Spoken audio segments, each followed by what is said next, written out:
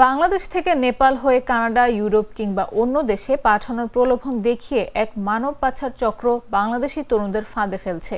প্রবাসে পাঠানোর নামে নেপালে নিয়ে গিয়ে তরুণদের জিম্মি করছে এবং নির্যাতন করে পরিবার থেকে মোটা অঙ্কের অর্থ আদায় করছে চক্রটি। সম্প্রতি এভাবে প্রতারিত ৩ বাংলাদেশিকে উদ্ধার করেছে ব্র্যাকের মাইগ্রেশন প্রোগ্রাম। রোববার ব্র্যাকের মাইগ্রেশন প্রোগ্রাম মিডিয়া অ্যালার্টে এসব তথ্য জানিয়েছে।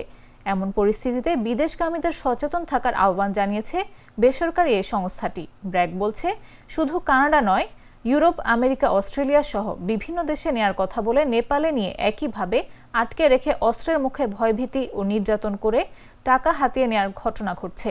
নেপালে যেতে যেহেতু ভিসা লাগে না এবং অন অ্যারাইভাল ভিসা পাওয়া যায়, তাই পাচারকারীরা প্রথমে নেপালকেই বেছে নেয়।